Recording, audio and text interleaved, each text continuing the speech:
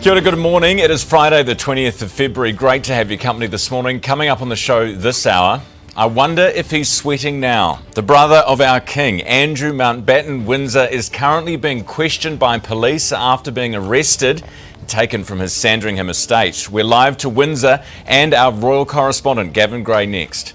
The government's pulling back on its intensification of Auckland housing. It was 2 million new homes, now 1.4 million. The residents of the leafy suburbs of Epsom apparently happy. Their MP, David Seymour, is in the studio. The question this morning, which suburbs are on the list to save from high-rises? Mark Zuckerberg appears in court defending his company Meta against charges it's deliberately addictive and exposes children to harmful material. What's the aim of the trial and will it actually change anything? Our political panel this morning, Nationals Paul Goldsmith and Labour's Willie Jackson. All ahead, first Neva. Herald Now News, powered by Newstalk ZB. Andrew Mountbatten Windsor has been arrested on suspicion of misconduct in public office, with searches being carried out at multiple properties. Police have been assessing claims against Mountbatten Windsor that emerged in the Epstein files. They include allegations that he shared sensitive information with Epstein while he was UK trade envoy.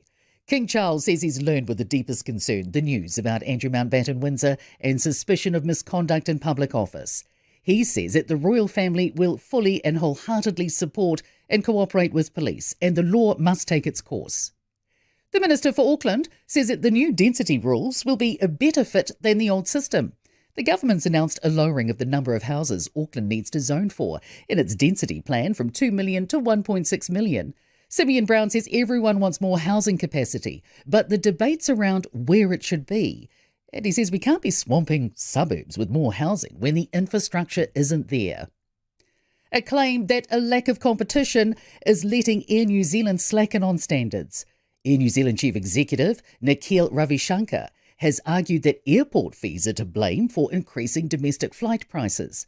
The New Zealand Airports Association says regional travellers are concerned about increased prices and the cancellation of early morning and evening commuter flights. Chief Executive Billy Moore says Air New Zealand needs to prioritise investment in essential infrastructure. Police are preparing to roll out roadside drug testing nationwide in April, with its pilot in Wellington reaching its first 2 months. Our newsroom can reveal more than 300 saliva tests for cannabis, meth, MDMA and cocaine have been completed. 7 people are facing infringements as a result. The implementation of a cultural skills framework for Army personnel has been paused after concerns were raised about potential requirements for leaders. The framework, seen by Newstalk ZB, outlines staff being comfortable doing things like performing karakia and reciting pepeha under headings minimal and must do. ACT MP Todd Stevenson wrote to Defence Minister Judith Collins, saying the framework appeared to go beyond normal expectations of the public service. Collins replied she had sought further information and confirmed the Army had paused it to enable broader consultation. She says she wasn't happy with some of the language used in the document. The government's plan to ban card surcharges appears to have hit a road bump. The bill, which would ban surcharges on all card payments, has been languishing on Parliament's order paper since November. Herald Now Sport, brought to you by Gold Sport. Another against-the-odds win for unbeaten Zimbabwe at cricket's T20 World Cup. They've dispatched tournament co-host Sri Lanka in Colombo, chasing 179 with 6 wickets and 3 balls to spare to top Group B. Basketball's Breakers have ended the ANBL season in 7th after beating the Taipans 115-84 in their final match. Dame Lydia Ko is tied for 6th after shooting a 5 under par 67 in the opening round of the latest LPGA golf tournament in Thailand. She's 2 strokes off the lead.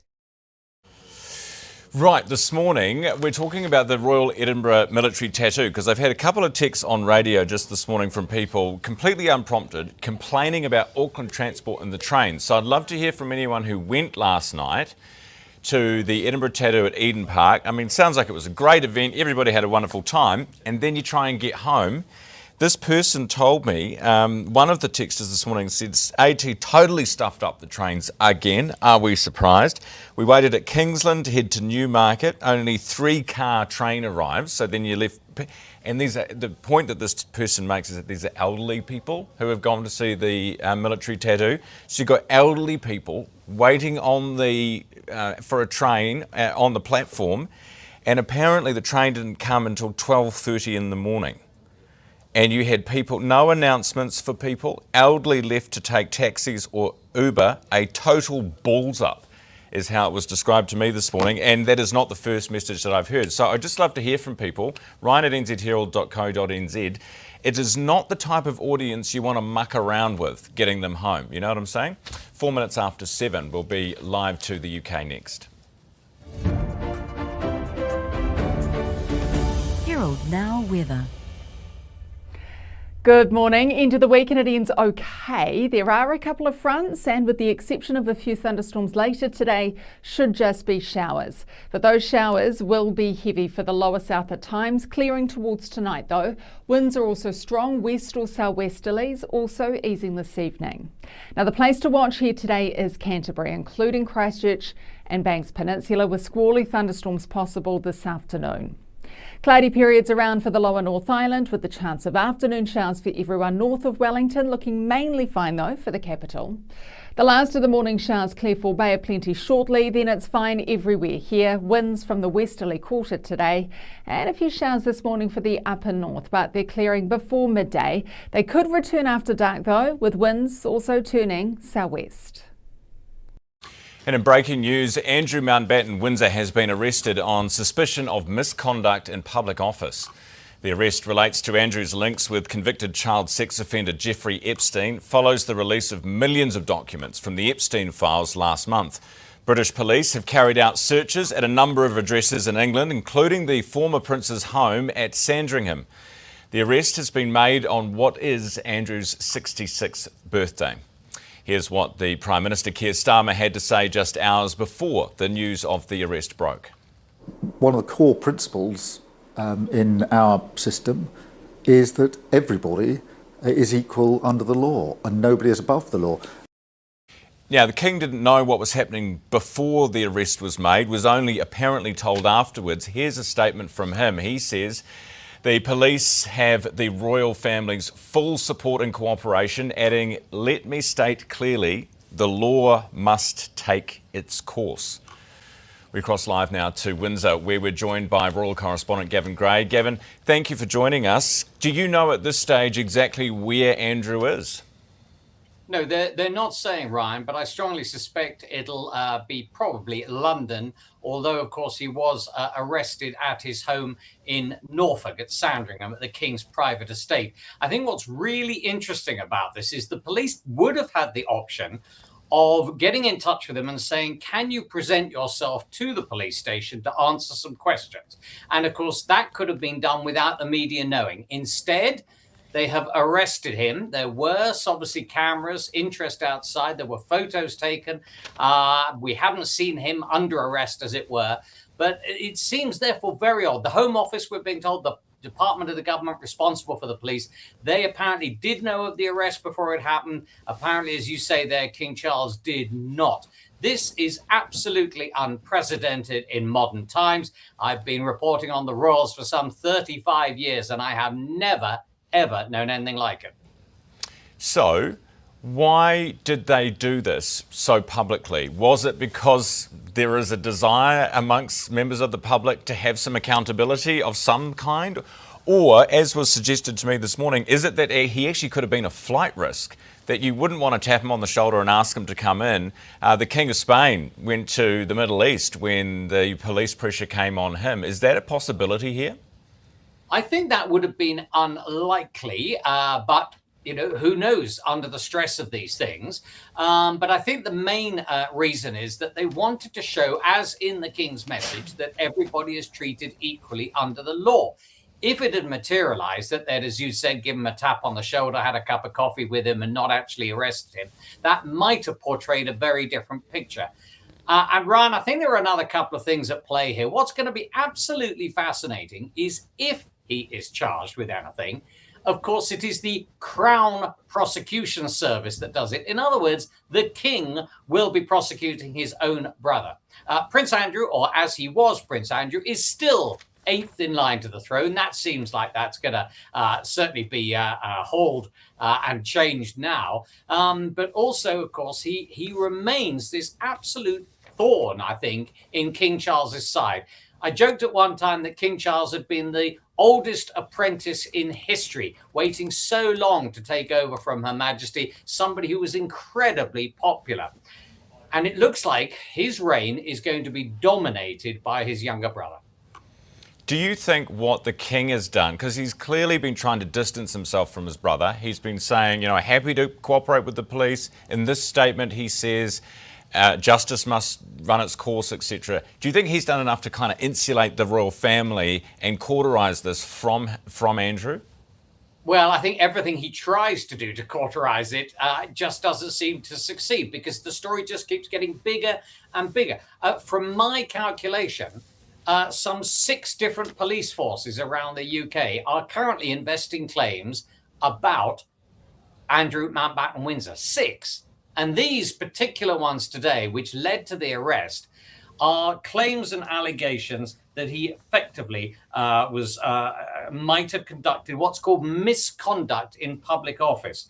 Now, what that means is effectively that he was sharing confidential information. What do they mean by that? Well, of course, Andrew had this bizarre title of the trade envoy, but it wasn't a position that had been given to him in a job interview as such. He kind of just had it. And there were questions asked at the time, Ryan, about, well, is this an official job or is it an unofficial job? And what sway does he have? Well, we do now know that he was getting official documents. And of course, the allegations are from the Epstein files that he was then handing that information on to people like Jeffrey Epstein, the late disgraced financier, who no doubt could have made substantial sums of money from that information. And that, I think, is what has led to this arrest. But let me just remember to say to you, of course, that Andrew Mountbatten Windsor denies any wrongdoing. Gavin, appreciate the update. Appreciate your time this morning. Gavin Gray, our royal correspondent in Windsor. Time is 11 minutes after 7 now. We'll take a quick break. And actually, before we do that, a little update on the situation between the United States and Iran. So the military build-up that's happening, particularly the air build-up that is happening from the US, from Trump's administration in the Middle East, is now the biggest since the 2003 Iraq invasion. So we need to keep an eye on. I mean, we've been talking about this for ages, but there is talk that maybe in the next couple of days or potentially the next couple of weeks, you will actually see something happening here. So enough air support and firepower, they reckon, right now for 4 weeks of warfare, a longer war than your Operation Midnight Hammer, which was a one and done one night operation. So what is he doing? Well, he's negotiating a nuclear deal with Iran, and this could just be a negotiating tactic, or he could be wanting to go to war with Iran in the Middle East, or potentially both, if he doesn't get his way. Next, the MP for Epsom on the government's decision to walk back the housing intensification rules. We want to know which suburbs in Auckland are safe from high-rises. David Seymour next. Then it's politics with Paul Goldsmith and Willie Jackson. Stay tuned. Stop paying the waiting tax. The money you could miss out on by delaying the start of your investment journey. Up your tempo with Tempo, the guided investment app that helps you get started. Don't delay because you don't think you have enough time, money, or know-how. All you need is a goal, and our guidance will help with the rest. You can do it. We can help. Here's how. Download Tempo now.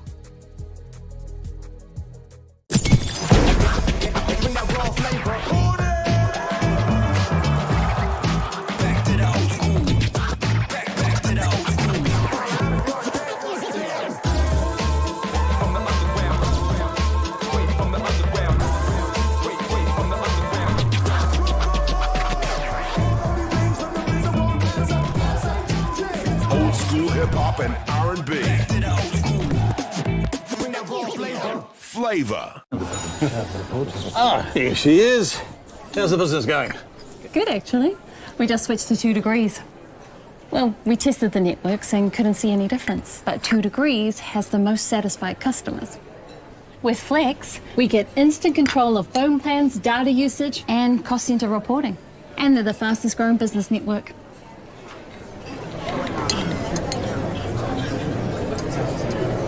can have what she's having. Ready?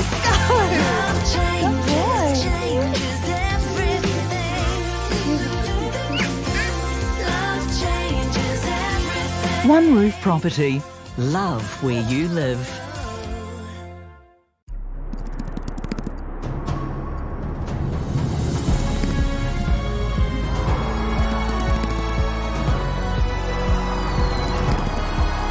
The New Zealand Herald. News worth knowing.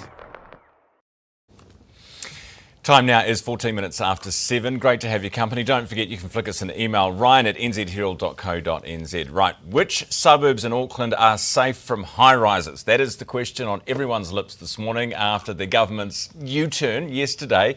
Its ambitious goal, a cut by 400,000 homes to 1.6 million from 2. Here is Chris Bishop. It's an advance on the status quo, which is 1.2 million. We had gone to 2 million, now we're down at 1.6, which is the midpoint. So it's an advance on the status quo. And here's the point. It means that we'll have growth in the areas that most people support. I'm yet to find many people who don't think we should build more apartments in the CBD. I'm yet to find people who don't think we should do more around train stations, around busways, around metropolitan centres, around town centres. Most people, not everyone, most people say, yeah, we should build more in those places. Well, that's what the plan will enable. And also, that's where people support building more housing, and it's also where the economics make sense to build as well, because that's where the infrastructure is. If people rightly get a bit worked up about density out in the suburbs, fair enough, that's going to be lessened under this plan. ACT leader David Seymour has been one of the loudest critics. He is with me at the desk. Good morning. Good morning. You happy with this? Possibly, but let's see what 1.6 million looks like to real people. Because the way we got into this mess is we said, look, 2 million as a number, and then the day after we passed the legislation through Parliament, Council said, oh, we have these maps ready. In fact, we did that in September. They'd started preparing the maps in April, but they hadn't shown anybody. So this time, let's make sure that we get some sense from the Council. If the Parliament's going to say 1.6 million, what does that look like for real people? At this point, we don't know. Some people would say this is why Wellington shouldn't intervene in Auckland planning in the first place. But unfortunately, you had that Labour national deal at the end of 2021 that did that. And we're really, as a government, dealing with the consequences, and we'd like to see from the council. Okay, so you're not on board. I mean, they've announced a U-turn, but it's actually meaningless at the moment because you don't support it as it stands. You want to see more detail from council. There's a bit of a war going on here, isn't there, between you and Wayne Brown over who has the final say on where the houses go or don't go, right? Well, I don't know about that. I just think that. Well, he says you shouldn't be the ones to decide. You're Wellingtonian bureaucrats. Get out of it. Well, I mean, look, I have some sympathy for that view from the Mayor because I opposed Wellington getting involved as they did with that deal back in 2021. Then we decided making three-story houses everywhere. That didn't make any sense because it put really intense housing in flood zones and all sorts of crazy stuff. But so now, what if they don't? What if he doesn't give you a map? What if he doesn't say this is where we think the homes will go? So it could be Epsom. Well, bear in mind that the way that the council works is that the mayor's only one of 20 votes. I'm saying to councillors, if you want to help democracy in New Zealand, let the parliamentarians have a sense of what they're voting for when they vote for the 1.6 million number. And I've talked to people within the council who have said, look, we have built a model where we can plug in the numbers and produce the maps almost in a matter of moments. Now, I don't know if that person's correct or if the other people saying, oh, it's terrible, it'll take 1,000,000 years are correct, but it seems you suspect something sneaky is going on at council. If the council knows what 1.6 million looks like, surely they have a duty to ratepayers. To tell us. Before we legislate. Well, what happened last time is Parliament voted, the opposite, and we didn't know. Okay, fair enough. So do you think that they are being deliberately sneaky here? I mean, I get the sense you suspect they are. Well, you've always got to trust but verify. You want to think people are here to do the best for Auckland and New Zealand, but the way they can verify that is release the maps. So to Wayne Brown, your message? Show us the maps. Well, Wayne, we want to get an outcome that everyone's happy with here. If you've got information, then why wouldn't you put it out there in the public domain so other people, show us the maps, including Parliament, can make the decision? Yeah, show us the maps. Release the maps. Yeah, release the maps. All right, very good. I think we got to the bottom of that pretty quickly. Do you have votes in this? Look, clearly there are people brassed off with. We're about to speak to Goldsmith from National. People brassed off with them. Look, all I know is that building more houses at an affordable rate so the next generation feels like this country has a space for them is existential for the future of this country. But these wars over zoning that have consumed Auckland planning for the last 5 years haven't got a single extra house built. When I talk to people in the plant development community who are actually trying to build homes, they say, look, we need our consents to be done faster, we need our development cost charges to be affordable, and we need our connections from the likes of Watercare to be done quickly so we can get on and build. Now, in fairness, I think the government is dealing with building materials, we're dealing with connections, we're dealing with infrastructure funding and financing, we're changing the RMA so you can get consents quicker. You know, if Wayne Brown and the council want to help get homes built for the next generation, start issuing consents faster would be a really big help. Great idea. Andrew, over in the UK, so he is still, as of today, 8th in line of succession to New Zealand's throne. I mean, as our head of state. Should that be the case? He's been arrested, hasn't been charged, but do you think we should look at that? Well, I happen to know that the life expectancy for a royal is about 100. So being 8th in succession is probably not a bad place to be. Symbolically, I think, is the point. Well, sure, but look, I mean... Not your worry, not worried. To be honest, I'm so much more worried about what's happening in New Zealand as a self-governing country. And look, let's be honest, every family has one. Well, hopefully not. Hopefully not one like that. No, not that bad. David, thank you. David Seymour, the ACT Party leader. Time is 7:20. Right, next, we're talking politics with National's Paul Goldsmith and Willie Jackson. After 7:30, it's news with Neva, and Garth is here with the business news of the day. Thanks to our partners, Forsyth Bar. Term deposit rates are falling, but your returns shouldn't. Speak to a Forsyth Bar investment advisor about alternative strategies, their benefits and risks, and how they can help you meet your investment goals. Forsyth Bar, investment advice.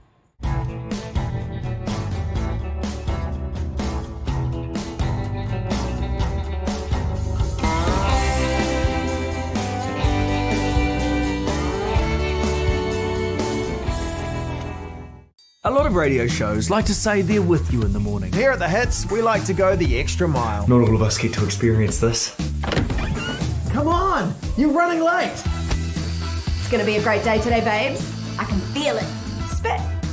You see, when we say we're with you, we actually mean it. Oh, don't forget Sarah, he's got social netball tonight. And Mark's working late again. Jono and Ben with you in the morning and anytime on iHeartRadio. On The Hits.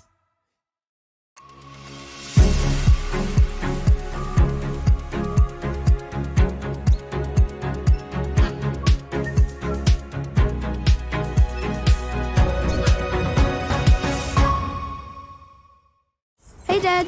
What's up? What's up? You know that's from the 90s, right? So's this fuel price. 6 cents off per litre on the Gallop, even on top of discount day. That's what's up. Download the Gallop. What's up?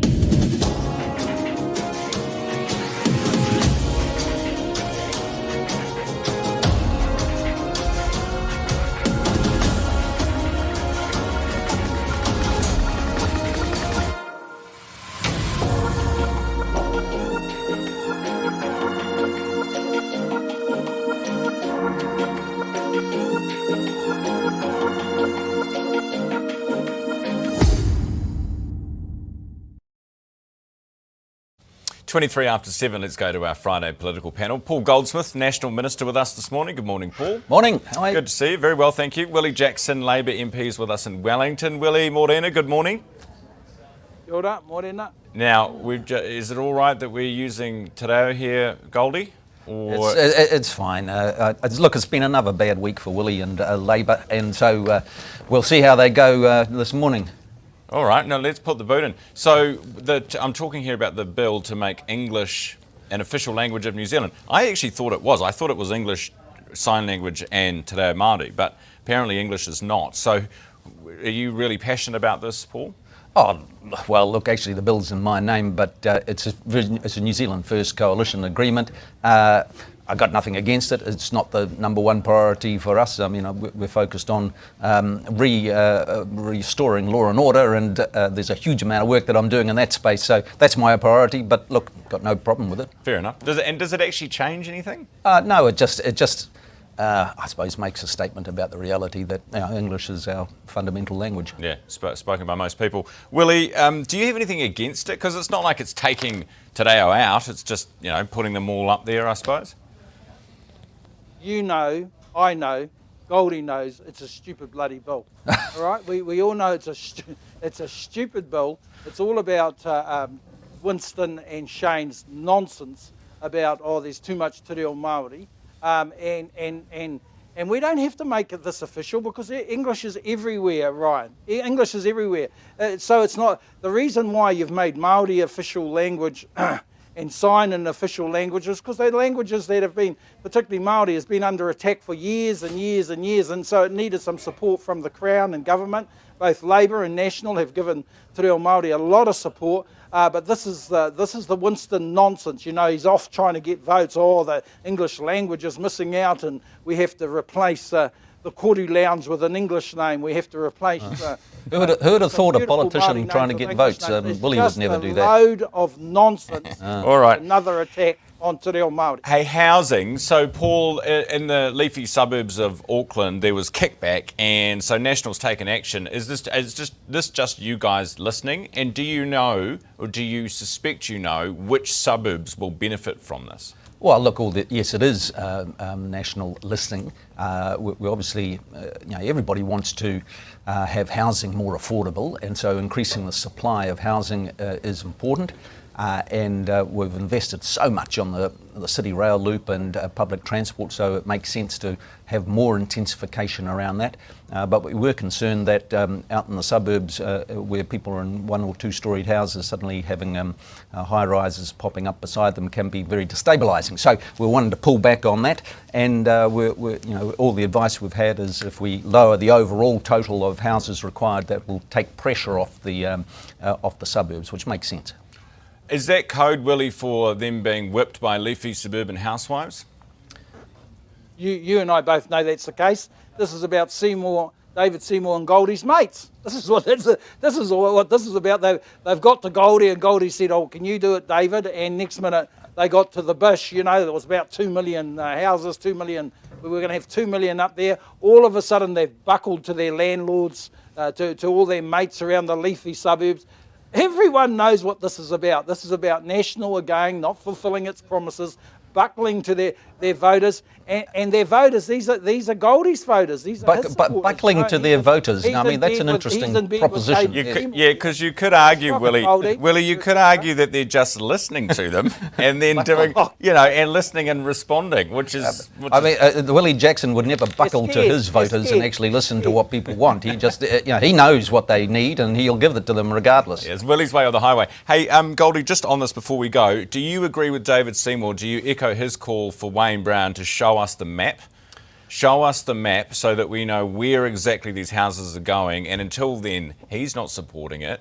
Do you agree with him? Oh, well, look, we're all part of the Cabinet, and what we're wanting to see is a clear indication of what's going to change. So the maps, show us the maps? Well, don't necessarily have to see the detailed maps. We just need to get a sense of what's actually going to change, and that's... Well, how do you see that without a map? Well, you can get a very clear indication, and all the indications that we've had so far is if you reduce the pressure on the total number, then it'll take pressure off the residential suburbs where people can quite rightly just try and have a little bit of stability. All right. Willie, the dog attacks in Northland, man, they're terrible. Actually, I was reading this morning, so Andrew's been arrested over there. The last time you had a royal who faced any kind of police action was Princess Anne over one of her dogs that bit toddlers. I mean, it sounds like Princess Anne has faced more stringent pushback from police over dog attacks than anyone in New Zealand ever has. Are you guys going to work with National or do something to fix it?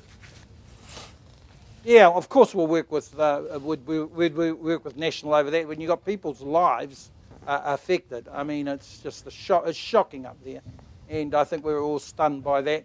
stunned about what's happening with Andrew over in England. I mean, geez, the poor old king. And as far as Wayne Brown is concerned, go Brownie. I mean, he's got to stand up because he's under attack from Goldie. What's Wayne Brown got to do with it? And well, I had to get in because I never got that question. And Brownie's on the right track here, and David Seymour and Paul Goldsmith are weak, and they're just buckling to the... Yeah, but Willie, you would want to know... Running rings around this government. You would want to know, you're supporting Wayne Brown, but you would want to know what Wayne had planned. Which areas, which suburbs. Brownie's doing well. That's meaningless. And Seymour and Goldsmith are... What did you say about Andrew? I didn't quite catch that. What did you say about Andrew? Oh, no, I just said, like you, you woke up to it and you just think, oh my goodness, and... I don't comment on that too much. I just saw the King's comments, and we'll see what happens. But yeah. I think the world's shocked. All right. I'm even more shocked about what's happening with David Seymour and Paul Goldsmith. Right? Just finally, $9 to cross the harbour. That was a big story this week. I mean, and as we said from the outset, you didn't hear it anywhere else, but it was not a recommendation of this. It was quite an amazing story. Somebody looked back in history and said, if you take the fee that was charged in the 50s and added to inflation, it would come to $9. And boom, we've got a story about it. I mean, we haven't even decided whether we're going to have a tunnel or a bridge, so there's a very long way to go. But we're certainly focused on improving the infrastructure in Auckland, and it has to happen. But the thing is, $9 wouldn't actually even be enough. It would probably have to be much more than $9 to make the numbers work. So, I mean, you're just getting people ready, really, aren't you, for what's inevitable, because it's not going to fund itself. Well, look, I mean, people want to be able to move around, but look, there's a long way to go, and that story was a bit of a beat up. All right. Appreciate your time this morning, guys. Thanks for coming on. $20 a day, $20 a day. That's what it's going to cost. Do you, for 2 ways or 1 way? 2 ways. That's what they're going to charge us. Yeah, well... Good to see the maths is still working there, Willie. Good to see you've still got your maths working. Give me an 18. All right, Willie, we'll leave you there. $20 a day. Go and get a calculator. Go and get a calculator. Willie Jackson in Wellington and Paul Goldsmith in Auckland for us this morning. Thanks, guys. 7:30, here's Neva. Herald Now News, powered by Newstalk ZB. Andrew Mountbatten Windsor has been arrested on suspicion of misconduct in public office, with searches being carried out at multiple properties. Police have been assessing claims against Mountbatten Windsor that emerged in the Epstein files. They include allegations that he shared sensitive information with Epstein while he was UK trade envoy. King Charles says he's learned with the deepest concern the news about Andrew Mountbatten Windsor and suspicion of misconduct in public office. He says that the royal family will fully and wholeheartedly support and cooperate with police, and the law must take its course. The Minister for Auckland says that the new density rules will be a better fit than the old system. The government's announced a lowering of the number of houses Auckland needs to zone for in its density plan from 2 million to 1.6 million. Simeon Brown says everyone wants more housing capacity, but the debate's around where it should be. And he says we can't be swamping suburbs with more housing when the infrastructure isn't there. A claim that a lack of competition is letting Air New Zealand slacken on standards. Air New Zealand Chief Executive Nikhil Ravishankar has argued that airport fees are to blame for increasing domestic flight prices. The New Zealand Airports Association says regional travellers are concerned about increased prices and the cancellation of early morning and evening commuter flights. Chief Executive Billy Moore says Air New Zealand needs to prioritise investment in essential infrastructure. Police are preparing to roll out roadside drug testing nationwide in April, with its pilot in Wellington reaching its first 2 months. Our newsroom can reveal more than 300 saliva tests for cannabis, meth, MDMA and cocaine have been completed. 7 people are facing infringements as a result. The implementation of a cultural skills framework for Army personnel has been paused after concerns were raised about potential requirements for leaders. The framework, seen by Newstalk ZB, outlines staff being comfortable doing things like performing karakia and reciting pepeha under headings minimal and must do. ACT MP Todd Stevenson wrote to Defence Minister Judith Collins, saying the framework appeared to go beyond normal expectations of the public service. Collins replied she had sought further information and confirmed the Army had paused it to enable broader consultation. She says she wasn't happy with some of the language used in the document. The government's plan to ban card surcharges appears to have hit a road bump. The bill, which would ban surcharges on all card payments, has been languishing on Parliament's order paper since November. Herald Now Sport, brought to you by Gold Sport. Another against the odds win for unbeaten Zimbabwe at cricket's T20 World Cup. They've dispatched tournament co-host Sri Lanka in Colombo, chasing 179 with 6 wickets and 3 balls to spare to top Group B. Basketball's Breakers have ended the ANBL season in 7th after beating the Taipans 115-84 in their final match. Dame Lydia Ko is tied for 6th after shooting a 5-under par 67 in the opening round of the latest LPGA golf tournament in Thailand. She's 2 strokes off the lead. Herald Now Weather. Good morning. Into the week and it ends okay. There are a couple of fronts and with the exception of a few thunderstorms later today, should just be showers. But those showers will be heavy for the lower south at times, clearing towards tonight though. Winds are also strong, west or southwesterlies, also easing this evening. Now the place to watch here today is Canterbury, including Christchurch and Banks Peninsula, with squally thunderstorms possible this afternoon. Cloudy periods around for the lower North Island with the chance of afternoon showers for everyone north of Wellington, looking mainly fine though for the capital. The last of the morning showers clear for Bay of Plenty shortly, then it's fine everywhere here. Winds from the westerly quarter today and a few showers this morning for the upper north, but they're clearing before midday. They could return after dark though, with winds also turning southwest. You're watching Herald Now. Great to have your company this morning. It is 25 minutes away from 8 and it is time for business thanks to our partners Forsyth Bar. Oil prices have lifted as markets weigh the threat of disruption if Donald Trump orders an attack on Iran. Garth Bray, host of Herald Now Business, he is in with the details this morning. Garth, good morning. Good morning, Ryan. So Trump has given Iran a deadline, 10 days basically, sorted out the nuclear stuff or... Yeah, he'll make a decision about whether or not to order a strike. And in the meantime, you've seen massive military build-up there. I think you were talking about this before, but they've now got like 10 warships in the region. They've got a second carrier group heading there. It's, I think, edging past Gibraltar at the moment. And all of that, and I think others have been tracking the movements of flights, huge numbers of refuelling and heavy lifting C-17 Globemasters.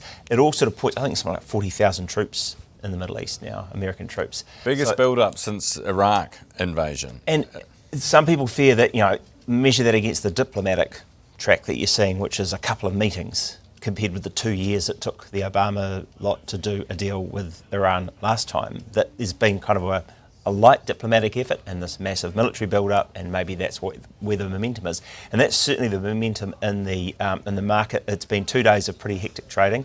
I think it's edged up about 6% over those 2 days. So we're over 71.60, I think, US for a barrel of Brent crude, which is not, it was higher probably a year ago, but I guess the oil market in general has seen quite a lot of supply, and prices have been really quite a way down. And so this has really pushed that up. I think the only other time it spiked was probably around January when there was quite a bad storm and some weather disruption to production in the Gulf of Mexico. So do we need to Gulf worry of about America? I think we're supposed to call it. Yeah, well, depending on who's watching. Gulf of Mexico, mate. Should we be worried about inflation? When if this kicks off in the way that people think it might, well, it is right. One of those things because petrol prices were one of the things that have moved down recently. Yes.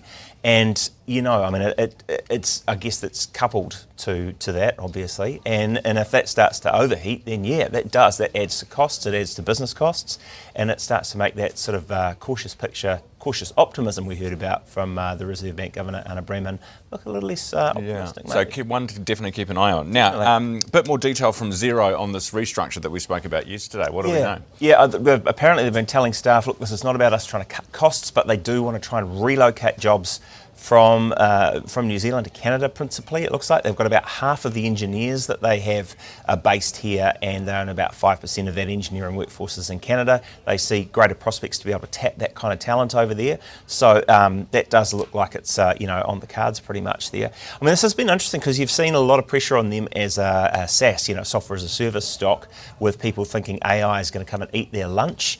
Been a bit of commentary from Macquarie about that recently, saying, hey, we think that that's a little bit overcooked in Xero's case, that they've got some good AI applications that customers are picking up. Yes. But you're seeing it playing out other places, like Microsoft's shares are way down at the moment, while stocks like Walmart have been on a tear. And some people are saying this is sort of crazy. People are like rushing to a big grocery, big retailer as a safe haven from a stock like Microsoft. It's a very good point. Finally this morning, some news from Airbus that people here are going to be keeping abreast of. Yeah, right. So Airbus, obviously the maker of the A320, have announced that they are going to cut back their production targets from, they were hoping to make about 75 planes a month. It's probably going to be more like 70 to 75, and that's over the Pratt & Whitney engines. These are the same things that have been causing massive problems for, one of the engine systems has been causing huge problems for Air New Zealand. They've got a half-year result next week, so we'll see how that plays out, but this can't be good news. And I guess as well, this will maybe hang over that second half for Auckland International Airport, who we were talking about yesterday.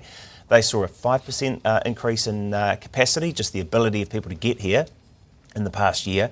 But this kind of thing cramps the ability of airlines to add routes, to start looking at, hey, that country that we kind of crossed off the list during COVID, we might put them back on, kind of thing. It just sort of dampens that down. So, some big international news showing up on our shores. Yeah, nice one. Garth, good to see you as always. Thanks for the update. That's Garth Bray, host of Herald Now Business. And we take a look at business every day thanks to our partners, Forsyth Bar. Now, if you have feedback for us this morning, we would love to hear from you, as always. Ryan at nzherald.co.nz. That's Ryan at nzherald.co.nz. Eden Park trains in particular. If it took you ages to get home last night, or do you know someone for whom it took ages to get home last night from the military tattoo, please let us know, because we've heard from a few birdies this morning, more than a few birdies now, that there were some issues with those trains arriving on time. Obviously, it's an older audience.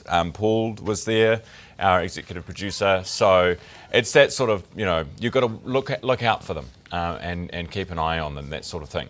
So yeah, if you've got some stories, then flick us an email. Time for a quick break. Next, tech expert Peter Griffin on the social media trial in the United States. Zuckerberg appearing before a jury, but will anything change?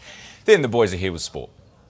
When building for investment, it's important to find a team that you can trust. We decided to build the GJs because of the good quality that they always provide us. They help us throughout the whole process of getting the resource consent to the building consent, and their contracts are very easy to understand. We have built 4 houses with GJ Gardeners, and it's just easier every time we work with them. I'll definitely recommend GJs to all of my friends and family.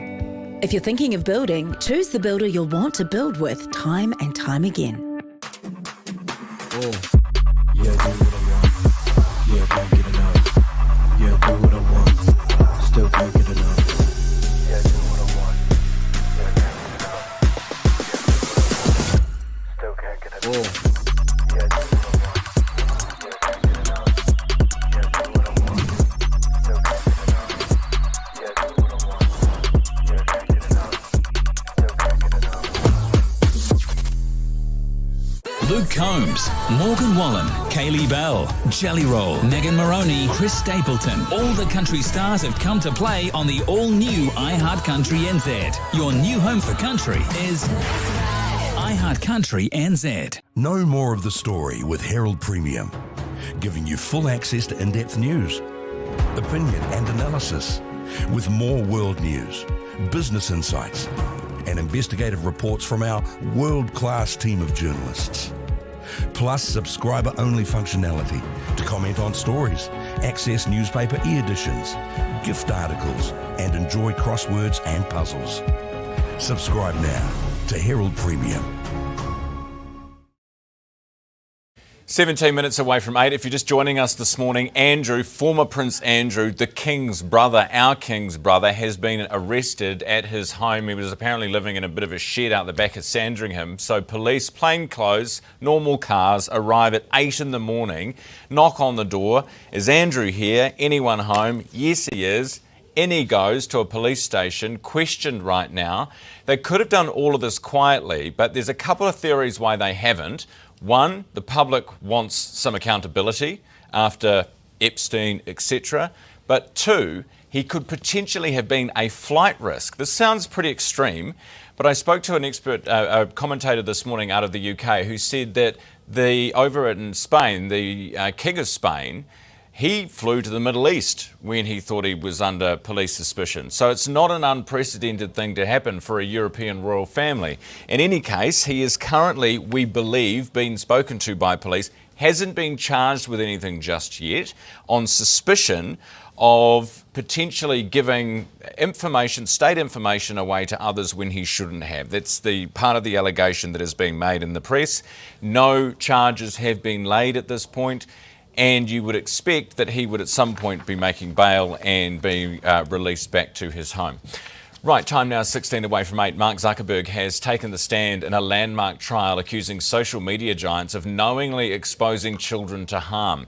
The Meta boss defended his leadership of Instagram, a platform that now sits at the centre of claims it was deliberately designed to be addictive. Peter Griffin, host of Business of Tech podcast, is with us this morning. Hey, Peter. Morning, Ryan.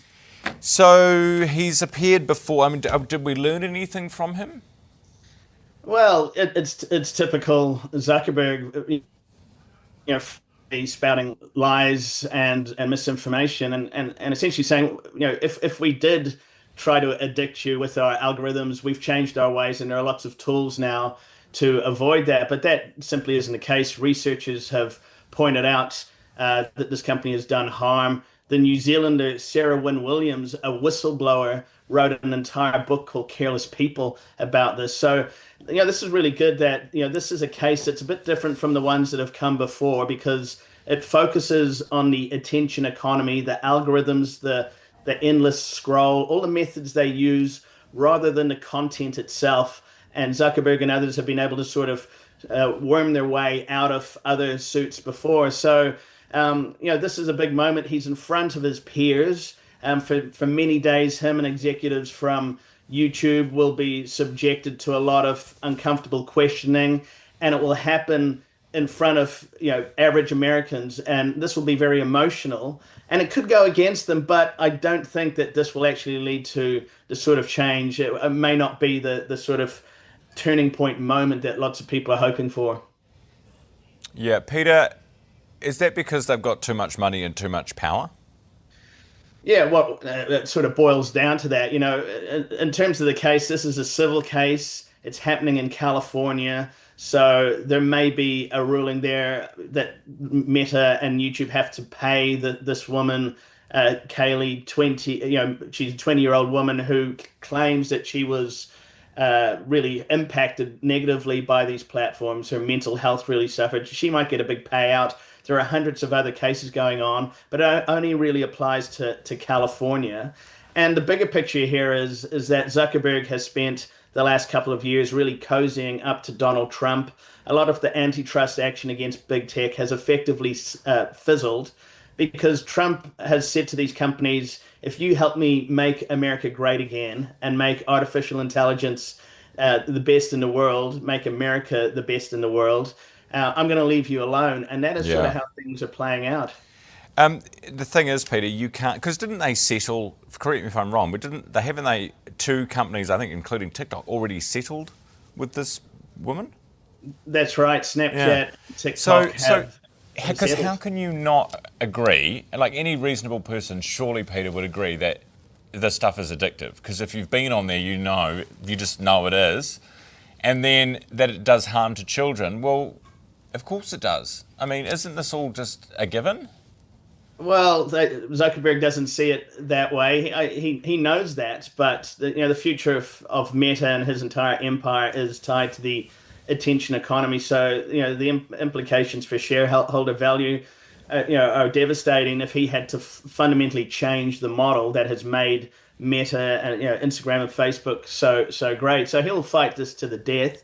And the only hope really is that the hundreds of cases that are coming behind this one will lead to change around the country, and it may be that Ford Pinto moment where the Ford company paid out a lot of money because it built an unsafe car. It knew it built an unsafe car in the 1980s, and it led to behavior change across the automobile industry. That's what people are hoping for. I think it's a long shot, but something is definitely changing. We see in New Zealand the social media ban being considered. So around the world, people are going, we've had enough of this. All right, we'll leave it there. Thanks, Peter. Peter Griffin, host of the Business of Tech podcast. Right, it is 12 minutes away from 8 now. Let's have a look at the weather this weekend. Heather Keats, Met Services here. Good morning. Good morning, Ryan. Good to see you as always. How's it looking? Yeah, it's okay. It's much calmer than what we've had. There's been a bit of severe weather. Don't know if you've noticed. Fortunately, I can say this weekend is looking much calmer. A couple of little features as per usual today. We've got a front that's travelling up the country. It's got some rain that's going to be delivering to southern and western areas. There will be some thunderstorms for the South Island too. Saturday, fine start for most of the country, which is cool. It's going to be a little bit chillier. It's going to feel more like autumn. In the morning, we're seeing some overnight lows dropping down into the well below 10, especially for the South Island. Second front too for the South Island. Sunday, a couple of showers here and there. Again, a trough maybe to the bottom of the country, so some strong winds there, but there will be plenty of blue skies. So looking better than last weekend, as you say, thank goodness. What does this mean for your severe weather? Yeah, so we've got no watches and warnings at place at the moment, which is fantastic news.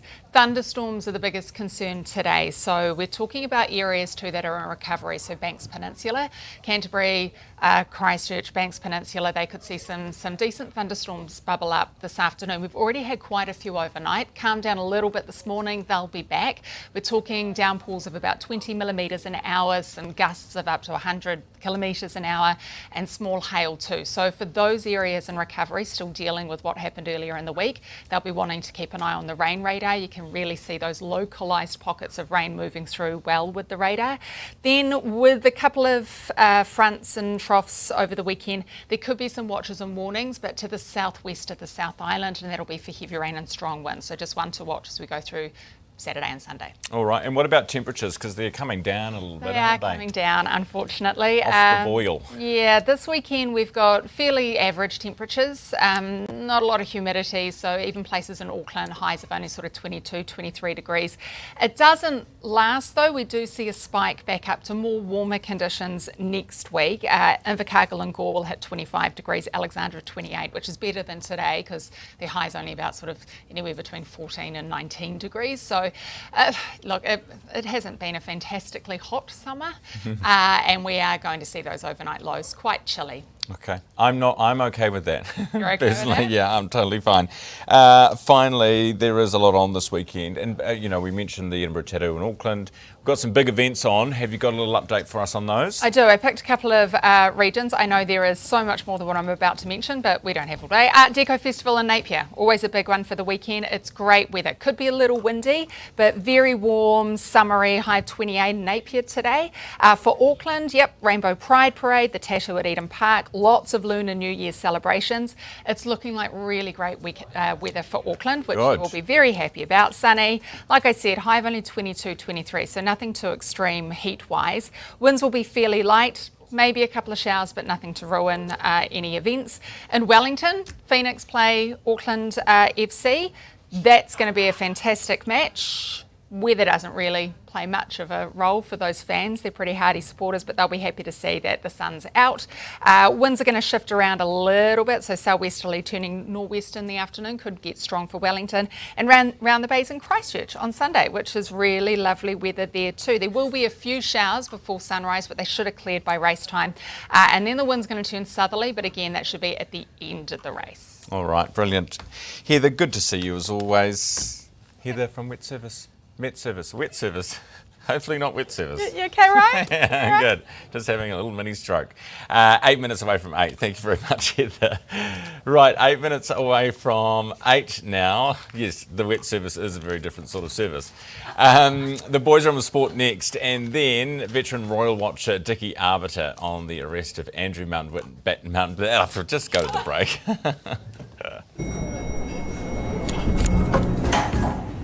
Maximising productivity, what have you got?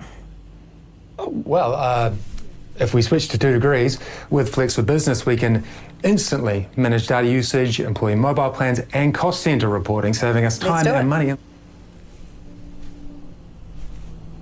Cool. I'll get onto that then. Mm-hmm.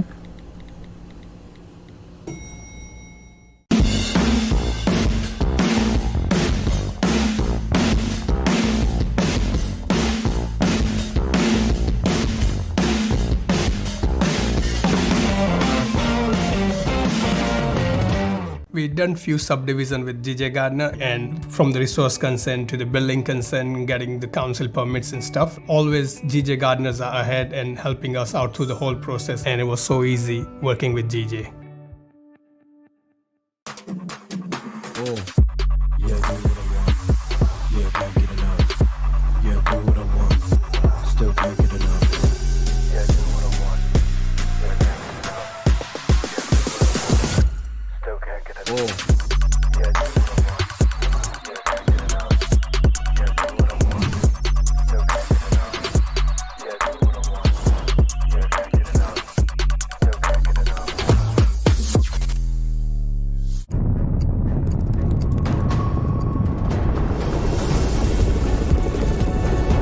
Beacon City Acting Prime Minister, does he stand by all of You don't shout out like some bunch of clowns at university. My message to the union is very clear. Don't use...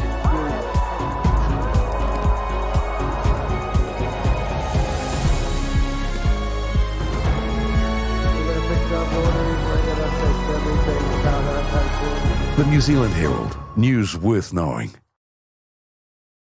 Welcome back. It's 5 minutes away from 8 on your Friday morning. The boys are in now to talk sport. Winston Oldsworth from the Herald, along with Cam McMillan. Good morning, guys. Morning. Good morning. Good to see you. Cam, we'll start with you and Zoe Sadowski Synnott at the Winter Olympics. Fantastic result. Yeah, another silver yesterday. It's her third silver, and it's 5 total medals now over her career. And I think it's an amazing performance. I mean, I grew up in the 90s. We only had one medal ever from 1992 until 2018. It was our one silver medal, Annalise Coburger. So to get 5 over someone's career is amazing, and 2 silvers at this Olympics. It was a great performance. There was a long deliberation right here on her last run, and that's when you're running into, when you bring judges into it. I don't know, whether they took their time to think who to give the gold to. It was a really close thing, and I think maybe they just decided maybe not give it to her. That's my conspiracy theory. Really? but I think because they're meant to just judge the run on its run, right? Yeah. But when you bring judges into it, that's the thing of these sports. You bring in judges into it, and they did take a long time to decide. And I think maybe they had a discussion: who should we give it to? I love it. We were robbed. Yeah. We were robbed by those judges. And the team really looks like we're coming home without gold.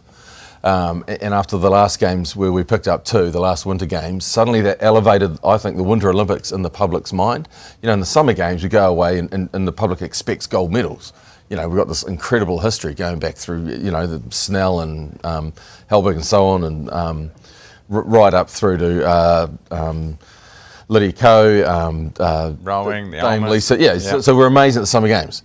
And then the winter games were always this oddity that was a bit funny to watch, because most people don't ski, most people don't go down a half pipe, and not many of us do the curling or the ice skating. But last time they came home with 2 golds, and this time coming home with none, I think it's a bit jarring for the public. Yeah, we've got one more chance for a gold. Finn Malva-Ives, he's one of the favourites, so he's still to come. All right, well, a lot resting on his shoulders, according to Winston. Yeah. Hey, Super Rugby, did we get the crowds we wanted last weekend? I think it's just Super. That's Super Rugby. Super Rugby starts, so immediately we start talking about the crowd sizes, and in the background too, as Aucklanders, you see what happens at Auckland FC games, you see what happens at Warriors games. So Aucklanders do go out. They will go out and watch the team and support and get excited for it. So what's Super Rugby? What are the Blues doing wrong? What's not working there? And poor old Moana coming into the same market, having trouble getting the fans along to those games too. The games themselves, last week, round 1, they were a bit scratchy, the players, I thought, starting out, but we got some great finishes. Highlanders winning was terrific, turning the tables on the reigning champs, who probably thought they were a bit flash, putting Will Jordan on the bench. We're so stoked with talent, we can afford to put the best outside back in the country in there with only 30 to go. This week, they've kind of flipped it around. I think we'll use them from the start. So, yeah. And it'd be good to see the Highlanders and the Chiefs this weekend, hey? Oh, great, yeah, big talking point. Jamie Joseph, obviously one of the upcoming, in the running for the All Blacks coach. Oh, what have you heard? Yeah, and yeah, he could get 2 wins against the Crusaders and the Chiefs, so a lot riding on it. Interesting though, like the upcoming Australian coach, he's coach of the Reds, they got thrashed by the Waratahs first game, so it's that thing of like maybe if they name Jamie Joseph the coach later on next month and they start losing, it's the same thing as the Wallabies. And also, just because you can win some Super Rugby games, it doesn't mean that you can win lots of... No, that's what we've learned. You know what I mean? Like, let's not what make makes that... you say that? But no, it should be another good game. My thing with Super Rugby is they make these derbies, they schedule them too early in the season because these players are a bit rusty, and I would rather these games be played in 4 or 5 weeks' time when all the All Blacks are back and then all the best players are playing. I can understand why they do it. They want crowds to turn up. But it just feels like I would rather this game would be like in another month, so then it'd be really good. Yeah, fair call. Hey, we're into the Super 8, Winston, T20 World Cup. What is that? So there's 2 groups of 8 remaining, and the top 2 from each group go through to the semis. The Kiwis, the Black Caps, have got Pakistan and Sri Lanka up early, playing in Sri Lanka where we haven't played so far in the tournament, so could be a bit troubling there. So they go Pakistan, Sri Lanka, and then England. So the risk is by the time we get to England, we're already out, which would be a shame. It would also, if they do drop it to Pakistan, they do drop it to Sri Lanka. Then the only other big team they've played this so far is South Africa, and we got done there as well. So you're left saying, well, who did we beat? We beat Canada and the UAE. Yeah, and a couple of kids from Dubai and Afghanistan. Yeah, so we'll leave it there, guys. Again, no pressure. Yeah. Yeah, you don't have high expectations at all, do you? That's Winston Aldworth from the Herald and Cam McMillan as well. Thanks so much for your time, guys. It is 8 o'clock.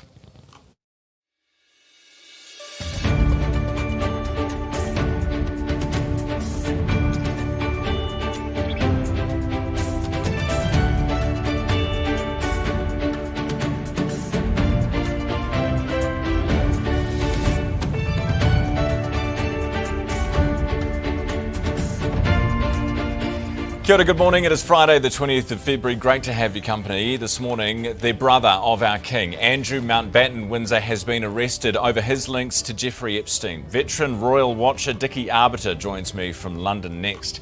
And English, nearly all of us speak it. Our laws are written in it. So why is it not our official language, or at least one of them? The government wants to change this.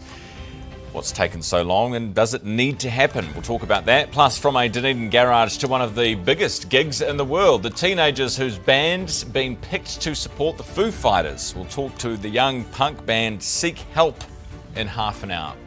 First, here's news. Herald Now News, powered by News Talk ZB. Andrew Mountbatten Windsor has been arrested on suspicion of misconduct in public office, with searches being carried out at multiple properties. Police have been assessing claims against Mountbatten Windsor that emerged in the Epstein files. They include allegations that he shared sensitive information with Epstein while he was UK trade envoy. King Charles says he's learned with the deepest concern the news about Andrew Mountbatten Windsor and suspicion of misconduct in public office.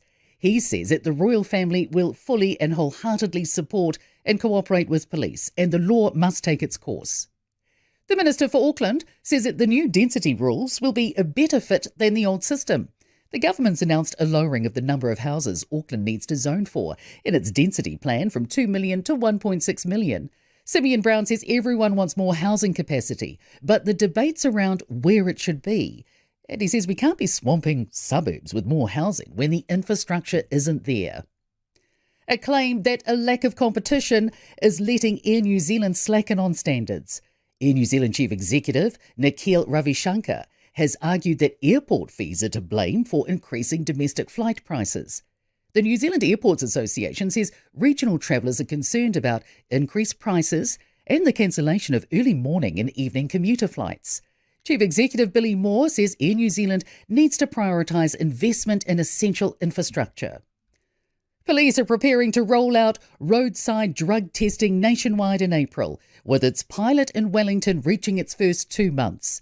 Our newsroom can reveal more than 300 saliva tests for cannabis, meth, MDMA and cocaine have been completed.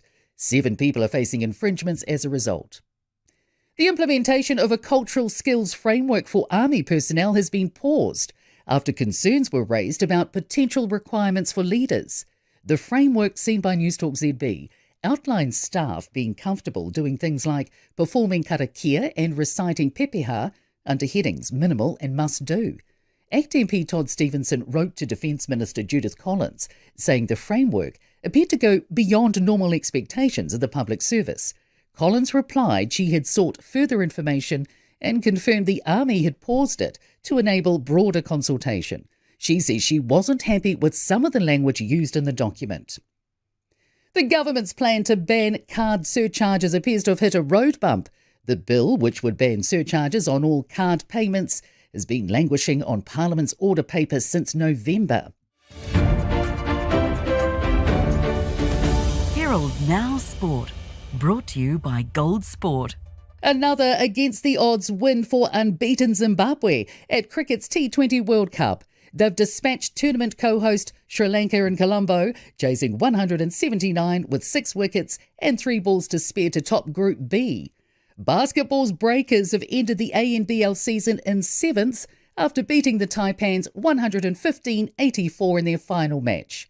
Dame Lydia Ko is tied for 6th after shooting a 5 under par 67 in the opening round of the latest LPGA golf tournament in Thailand. She's 2 strokes off the lead. Herald Now Weather. Good morning. Into the week and it ends okay. There are a couple of fronts and with the exception of a few thunderstorms later today, should just be showers. But those showers will be heavy for the lower south at times, clearing towards tonight though. Winds are also strong, west or southwesterlies, also easing this evening.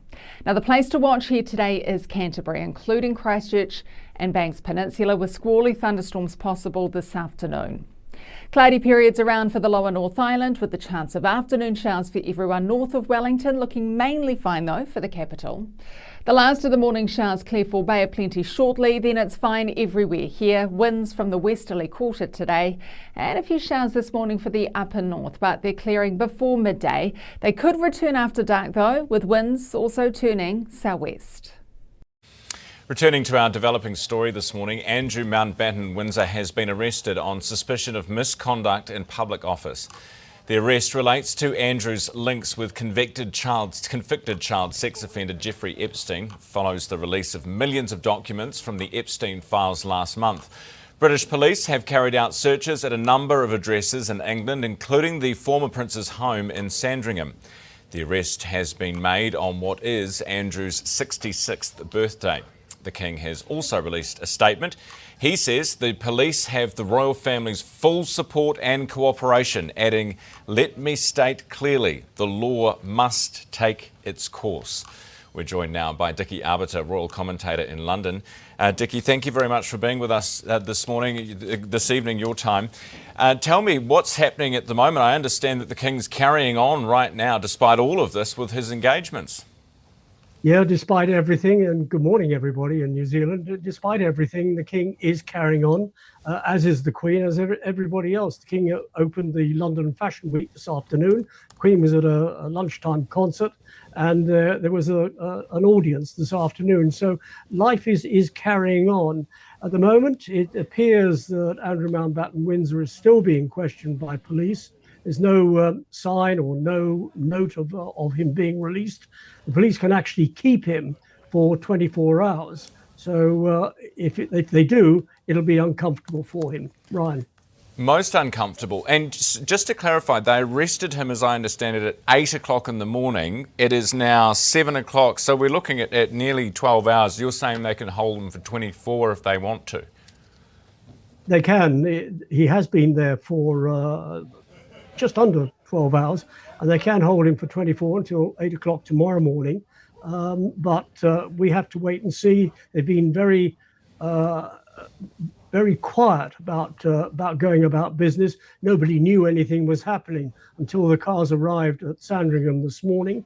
The King didn't know until he was informed this morning as the arrest was taking place. So everything was done covertly.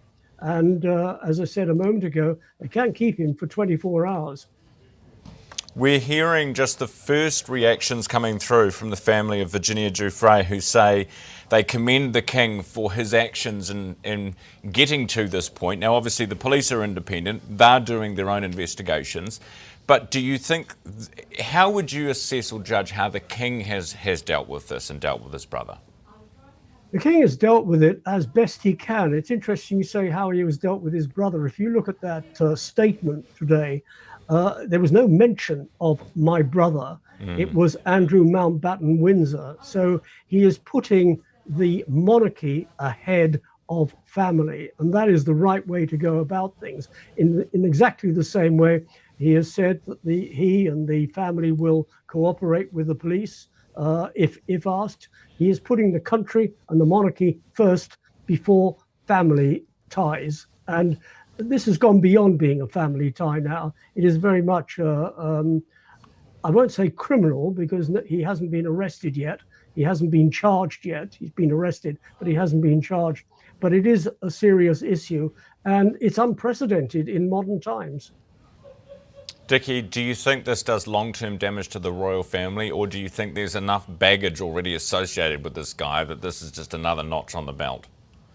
I think this is just a notch on the belt. You say damage to the family. There are two issues here, Ryan.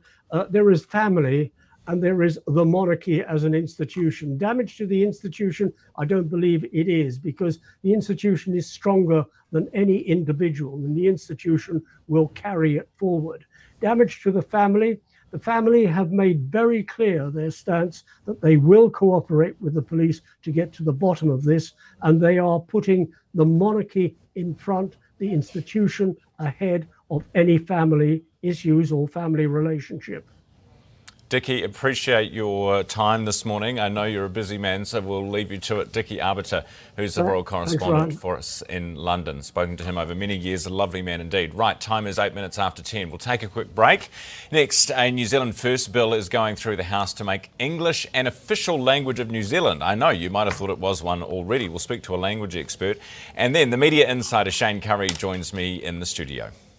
Stop paying the waiting tax.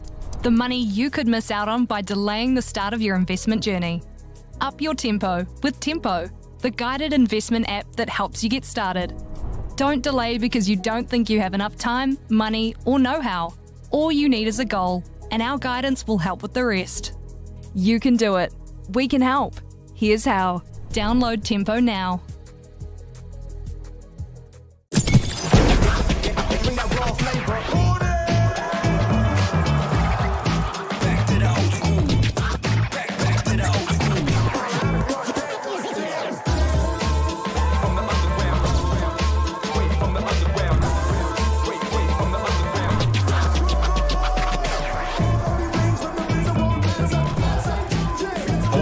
Hip-hop and R&B.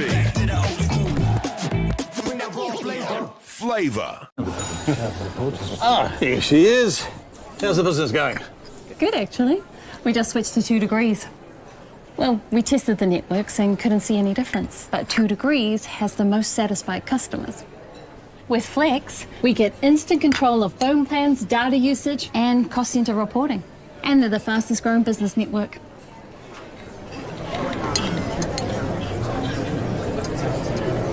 Can I have what she's having? Ready?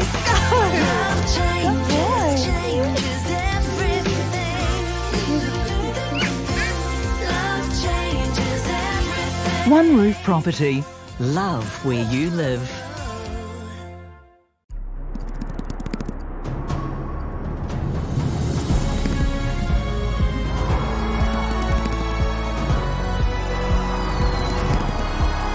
The New Zealand Herald. News worth knowing.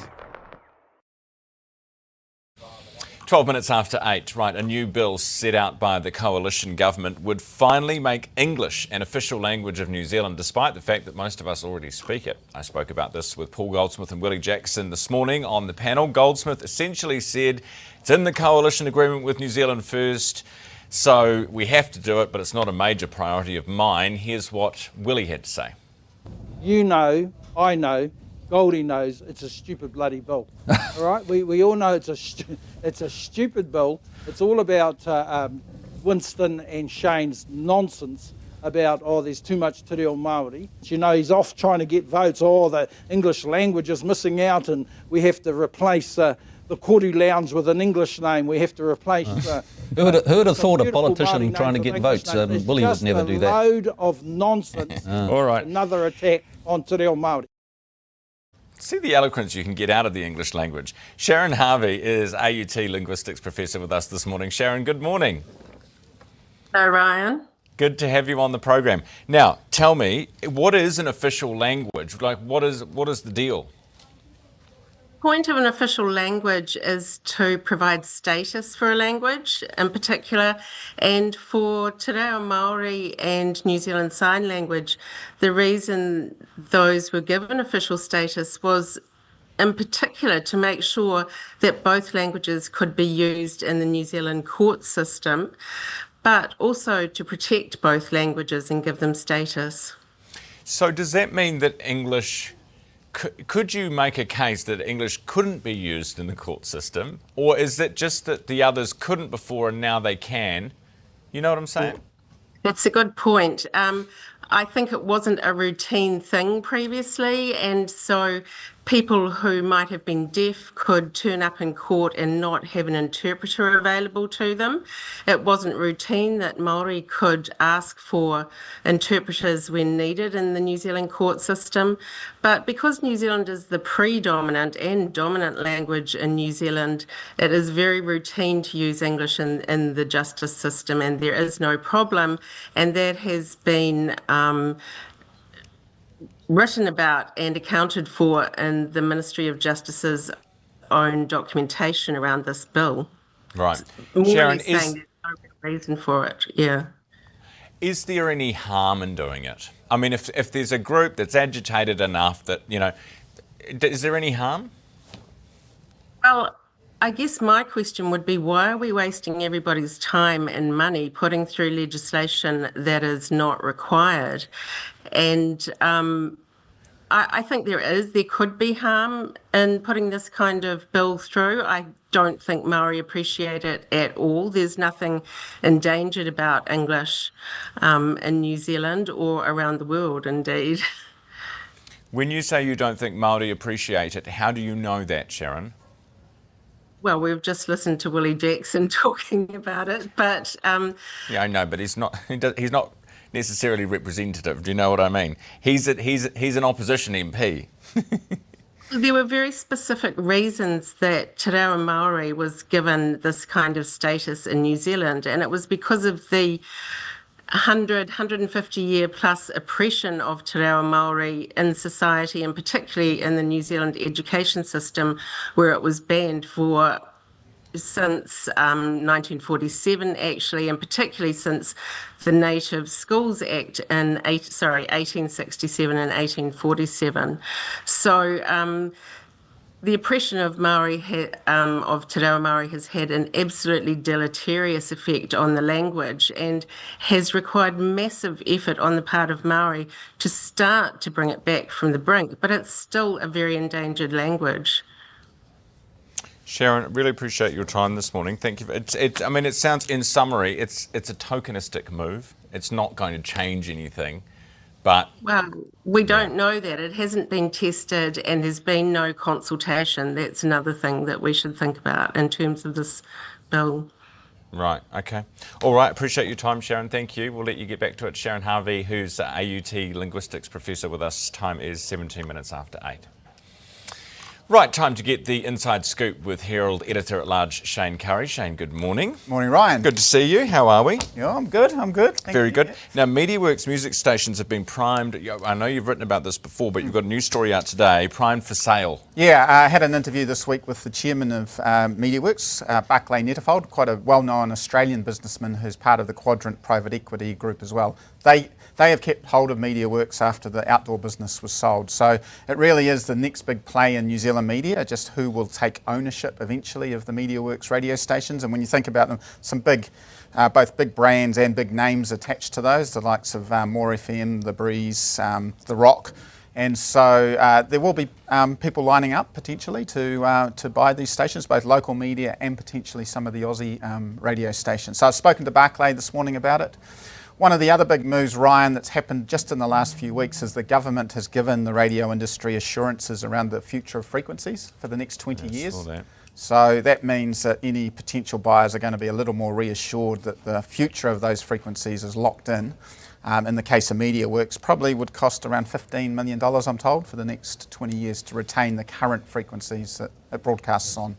And who are the buyers? Well, our own company, NZME, would no doubt love to get its hands on some of the stations, but the Commerce Commission will have a view on that, and probably the hurdles are too big. This annoys me because we've got this thing called the internet now, where people listen to podcasts, do all sorts of things. I mean, totally. Are we still towing this line? Yeah, the market is very disparate. I mean, you can dial up anything from New York to London.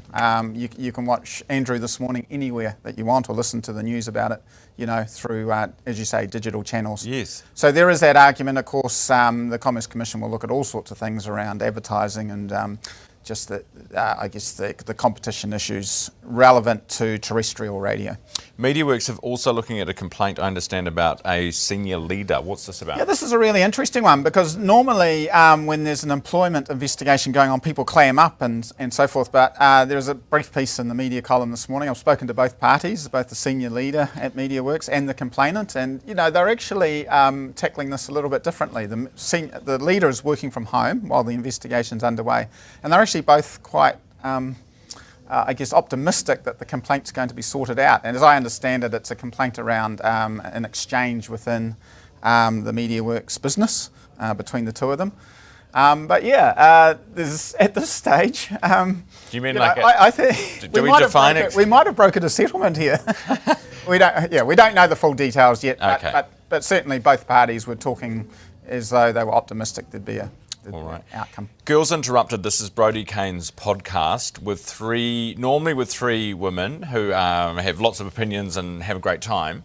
They're getting a new look. It's a very popular podcast. It stopped last year quite abruptly without too much reasoning behind it. And two of the three women who are part of that, including Brodie and Gracie Hitchcock, have come back to form a new podcast, but it's without Caitlin Merritt, who was the third part of the Girls Uninterrupted. So there's a lot of online kind of intrigue and mystery as to why Caitlin isn't part of the new podcast, which is called Let Her Finish. But Let Her Finish has taken over the Girls Uninterrupted, all their social media channels and 30-odd thousand followers on Instagram. So of course, I've spoken to all three of the women or messaged them individually, but they've kind of clammed up as to why Caitlin's no longer part of the lineup. So they've let Caitlin finish. Yeah. All right. What happened to Appliance Outlet? We had a story last year, you may remember, quite a cheeky billboard campaign in which Appliance Outlet, which is a small Auckland retail outfit, had taken the logos of the likes of Harvey Norman, Noel Leeming, and other major retailers, used them in a billboard campaign. There it is, you can see it on screen right now. It got a lot of headlines, this billboard campaign, but unfortunately for the Appliance Outlet, it's just closed its doors after 15 years in business. And I spoke to the owner this week, and I guess this billboard campaign probably was a Hail Mary. It's kind of last hope that it might actually get people through the doors to buy their goods. But they said that they were just in a marketplace and an economy that just hasn't quite taken off for them yet. It's hard, eh? There's some that have been holding on by the skin of their teeth, and the recovery hasn't happened quick enough for them. Absolutely right. Yeah. Hey, good to see you this morning as always, Shane. Thank you very much. You can, of course, catch Shane's column on Friday mornings, nzherald.co.nz. 8:22. Next, the panel, Joe Robertson, Dileepa Fonseca in to talk us through the big stories of the day. After 8:30, the last year's Splore gets underway today. For the final time, we'll talk to the man behind it and find out why it is shutting down after more than 2 decades. Term deposit rates are falling, but your returns shouldn't. Speak to a Forsyth Barr investment advisor about alternative strategies, their benefits and risks, and how they can help you meet your investment goals. Forsyth Barr, investment advice.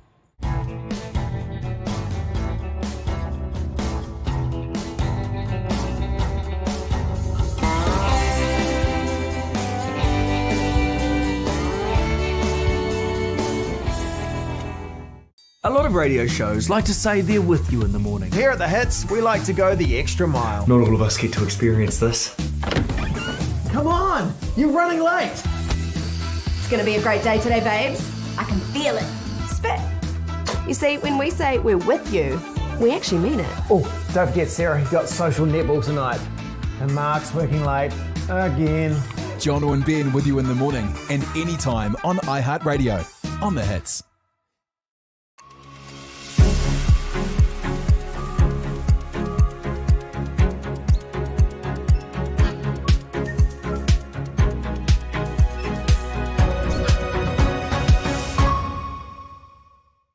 Hey, Dad. What's up? What's up? You know that's from the 90s, right? So's this fuel price. 6 cents off per litre on the Gallop, even on top of discount day. That's what's up. Download the Gallop. What's up?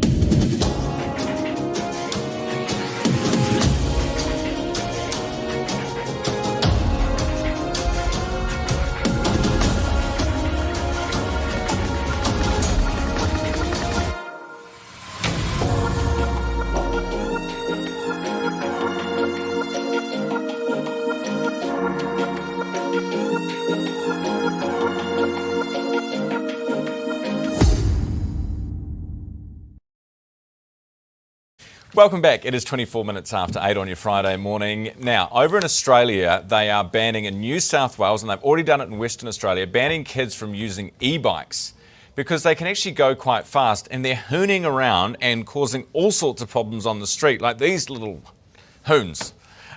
Terrible. So in New Zealand, there is no rule, as far as I could see this morning, about age for e-bikes. If your e-bike goes less than 50 kilometres an hour, then it's considered just a bike, not a motorbike. Anything over 50 k's, you're a motorbike. So basically, as far as I can see, in New Zealand, you can be any age and you can go 40 k's an hour on an e-bike or an e-motorbike and totally fine. Should that change? Our panel this morning, joining us to discuss, Joe Robertson, parenting specialist, and Dileepa Fonseca, business desk senior journalist. Good morning. Good morning. You must have seen these hoons around, Joe. We actually have one on our street. Oh, do you? Yes. Rachel. I would also like to see some regulation of this, just because I'm seeing these little kids on these bikes that seem to be quite dangerous, and that just doesn't seem right to me. So could we create some rules? Yeah. See, the counter argument to this is always, well, we're upset when they're on their phones. At least they're outside. Yeah. Well, yes. I actually think it's not just a kid problem, actually, to be fair. Like, as in, technically, these will be, adults can use these and misuse these as well. Obviously, kids are using it because they don't have the option of going and driving a car. But I think that we need to have a think about micromobility, because we just haven't been used to this whole idea of, now that we've got developments in electric motors, battery technology, these are becoming, having the capabilities of motor vehicles that we treat it a different way. And obviously, we have regulations for combustion motor vehicles. We don't have them for these because they're just powered by electricity. Well, that's not really the issue that we're concerned about. We're concerned about what they actually do on the pavement or on the road. Yeah. Have you ever been on one of those scooter things? Yep, the e-scooter, to confess, yes. And obviously there are uses for them. It's definitely, I'm not trying to be... No, I know. I feel like I take my life into my hands. That's a bit scary, aren't they? I don't think I should be allowed to ride one of those. The scary thing is the only time I've been on them is leaving Eden Park. You know when you get the traffic and you think, I'll just jump on one of those and get away from all of the people to get the Uber or whatever.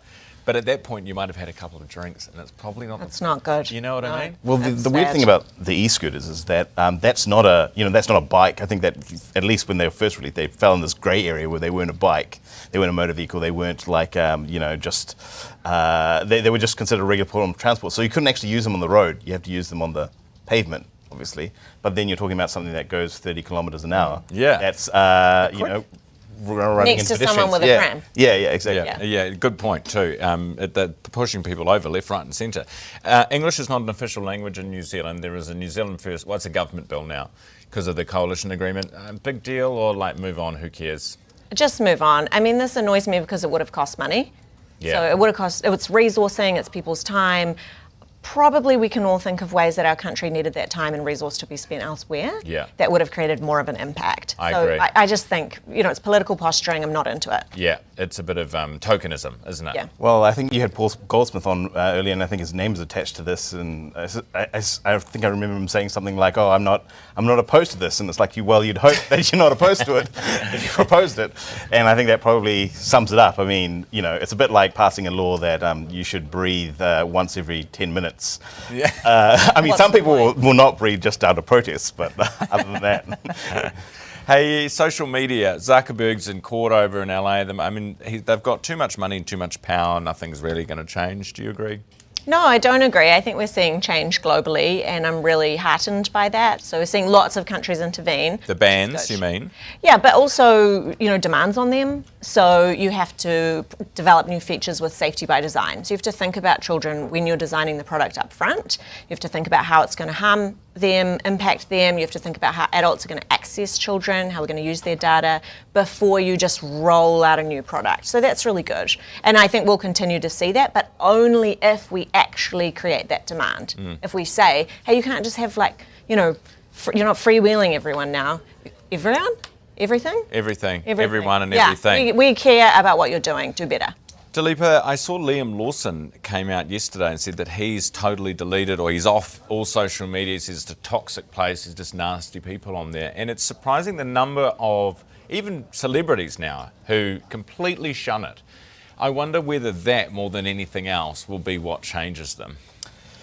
Well, it would be if that was going to be done across all celebrities, but I imagine that there's a lot who are getting a lot of advantage out of it, and I don't think that all of them are going to universally do that. And someone like Liam Lawson could probably afford to not be on there because he doesn't need to raise his profile. His profile is already high, but. There are some advantages to social media. I don't think we should discount that. It's changed how some businesses operate. It's changed the ability of companies that wouldn't have existed before. They can now sell products because they can sell them on social media without investing huge amounts of money into media advertising. But I think a lot of this comes back to a decision made very early on the internet to treat every website or a lot of websites that were kind of forums or messaging forums as effectively not publishers, and that then continued onto the social media sites who are now effectively not responsible for the content on their platforms.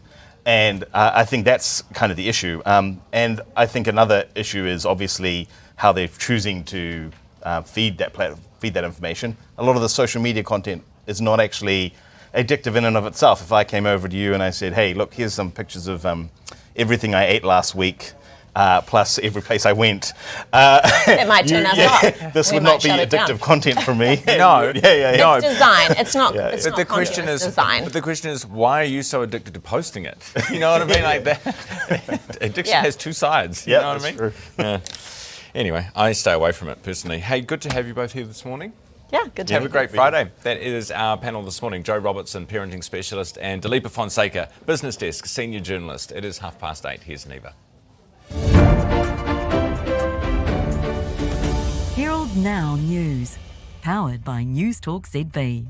Andrew Mountbatten Windsor has been arrested on suspicion of misconduct in public office, with searches being carried out at multiple properties. Police have been assessing claims against Mountbatten Windsor that emerged in the Epstein files. They include allegations that he shared sensitive information with Epstein while he was UK trade envoy. King Charles says he's learned with the deepest concern the news about Andrew Mountbatten Windsor and suspicion of misconduct in public office. He says that the royal family will fully and wholeheartedly support and cooperate with police, and the law must take its course. The Minister for Auckland says that the new density rules will be a better fit than the old system. The government's announced a lowering of the number of houses Auckland needs to zone for in its density plan from 2 million to 1.6 million.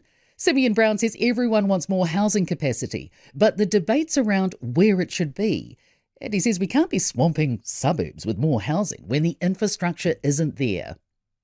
A claim that a lack of competition is letting Air New Zealand slacken on standards.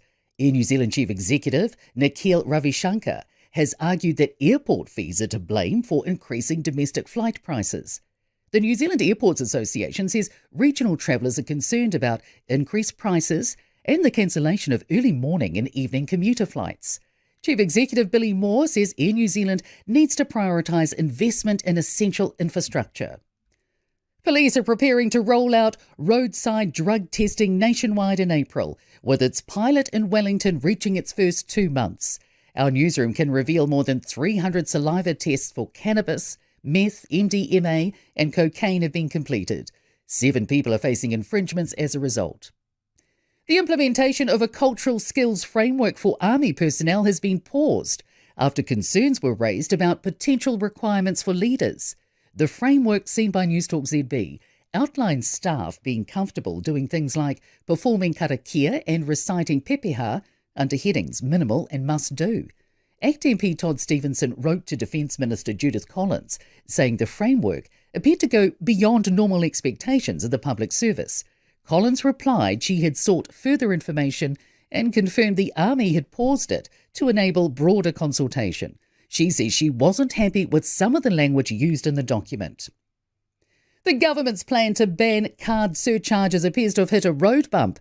The bill, which would ban surcharges on all card payments, has been languishing on Parliament's order paper since November.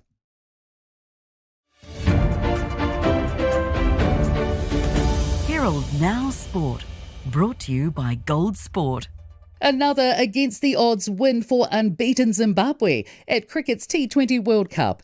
They've dispatched tournament co-host Sri Lanka in Colombo, chasing 179 with 6 wickets and 3 balls to spare to top Group B. Basketball's Breakers have ended the ANBL season in 7th after beating the Taipans 115-84 in their final match. Dame Lydia Ko is tied for 6th after shooting a 5 under par 67 in the opening round of the latest LPGA golf tournament in Thailand. She's 2 strokes off the lead. Returning to our breaking news this morning, Andrew Mountbatten Windsor has just been seen leaving the police station following his arrest on suspicion of misconduct in public office. The King's brother was arrested on Thursday morning at the Sandringham estate in Norfolk. His arrest relates to links with convicted child sex offender Jeffrey Epstein. Andrew, who turns 66 today, has previously denied any wrongdoing in relation to Epstein. He's not responded to requests for comment. Herald Now Weather. Good morning. Into the week and it ends okay. There are a couple of fronts and with the exception of a few thunderstorms later today, should just be showers. But those showers will be heavy for the lower south at times, clearing towards tonight though. Winds are also strong, west or southwesterlies, also easing this evening. Now the place to watch here today is Canterbury, including Christchurch and Banks Peninsula, with squally thunderstorms possible this afternoon. Cloudy periods around for the lower North Island with the chance of afternoon showers for everyone north of Wellington, looking mainly fine though for the capital. The last of the morning showers clear for Bay of Plenty shortly, then it's fine everywhere here. Winds from the westerly quarter today and a few showers this morning for the upper north, but they're clearing before midday. They could return after dark though, with winds also turning southwest. New Zealand's longest running music festival is taking its final bow. Splore's been turning it to one of the most spectacular sites in Auckland. It's right on the beach, been there since 1998. It hit headwinds after COVID. It's been struggling with ticket sales since, but this weekend fans have one last chance to be there, and John Minty is the Splore Festival Director joining us this morning.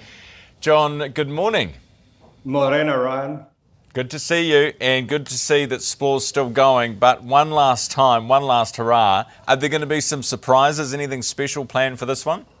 There will be some spontaneity which will surprise everybody. I can't let anything out of the bag, but we do have some ceremonies to wrap things up on Sunday.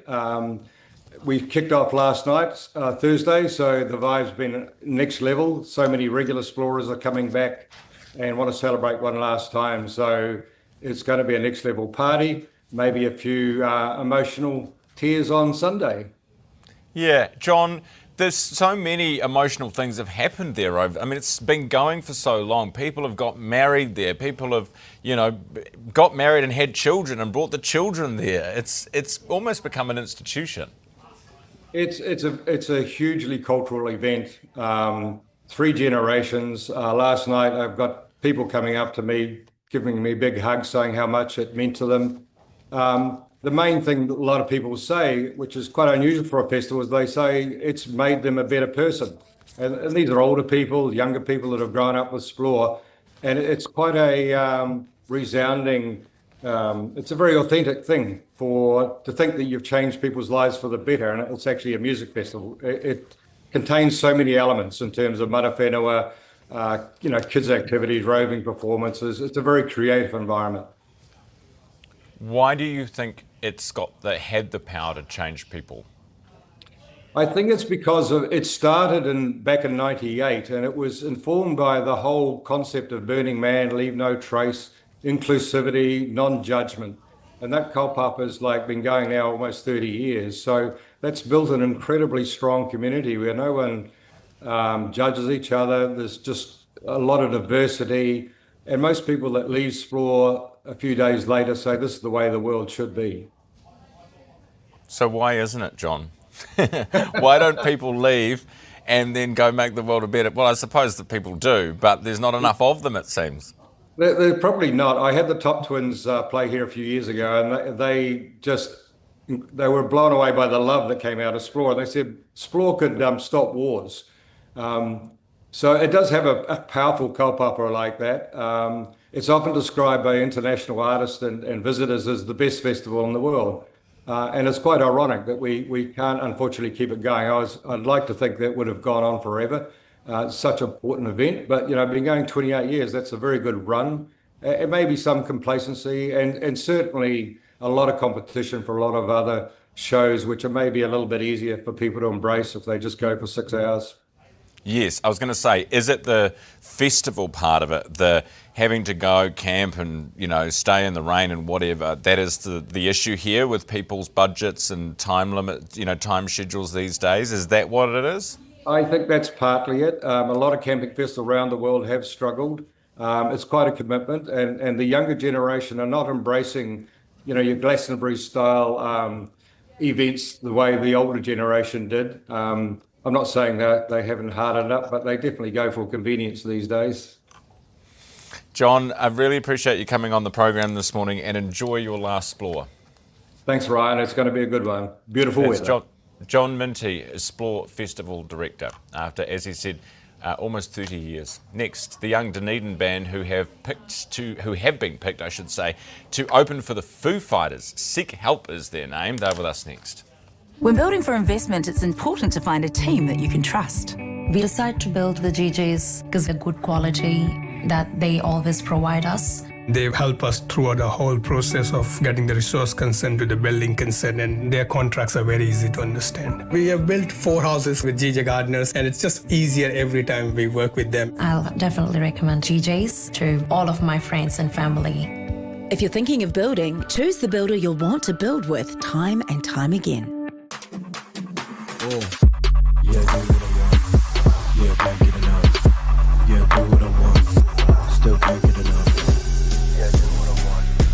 Yeah, can't get enough.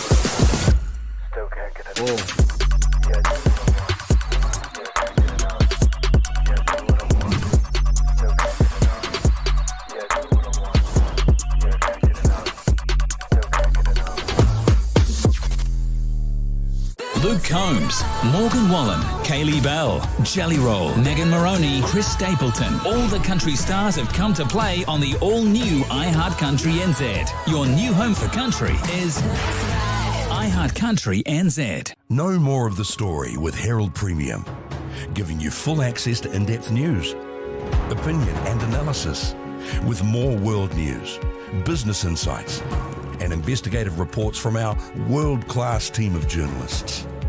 Plus subscriber-only functionality to comment on stories, access newspaper e-editions, gift articles, and enjoy crosswords and puzzles. Subscribe now to Herald Premium.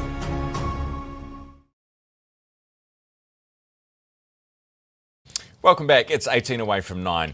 They're all between the ages of 17 and 18, and next year they're opening for one of the biggest rock bands in the world. The band's called Seek Help. Well, this is the band that's opening, obviously. Foo Fighters, the big one, they will be opening for them. An opportunity, they say, is just mind-blowing. Before we chat to them, here's a look at what they're like. I'm Thea and I'm the vocalist. I'm Lucy. I play guitar and scream sometimes. I'm Maggie and I play the drums. I'm Maple and I play the bass. We are Seek Help! We've all kind of known each other forever, primary school, except for you. We just kind of picked me up off the street. You were in the cardboard box and we just found you in the rain. Pretty much. Needed the basis. And joining us this morning is Seek Help. Good morning. Hi. Hey. Good to see you all. Oh, there you are. We've got you all on frame. Good morning. Lovely to see you all. Thank you for being with me. Lucy, I want to start with you. How did this Foo Fighters opportunity come about? Oh, so we just received a message pretty much just saying, hey, we're a touring company. We're interested in you guys. And upon a lot of skepticism and putting it off for a while, we finally reached out to them. And a couple of days before the show, found out it was, in fact, the Foo Fighters, which was just surprise. When you say it's some skepticism, did you think it was like fake? Yeah, well, we didn't exactly pick up on it immediately. We kind of just almost put it off for a bit too long. Well, I'm glad you finally responded. I heard in the clip there you guys some of you have been friends since primary school. How did you, or why did you start the band? Who inspired you? Well, we pretty much started in high school due to all of our music assignments and some competitions that we got interested in. We started going to gigs in our local community and we all were just kind of inspired by the music and the people around us and decided that we could be involved in that. How would you describe the music that you perform? Riot Girl is I guess, subgenre of punk that focuses a lot on feminist issues and empowering minorities that don't really get as much attention in a very oversaturated music scene. So yeah, pretty much rowdy, noisy, empowering, I hope, and fun.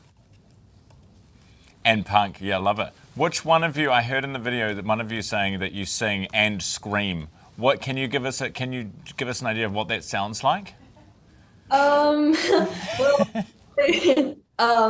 I start off songs with just maybe just a really nice melody or high pitched, and then kind of just break out into vocal fry, scream kind of stuff.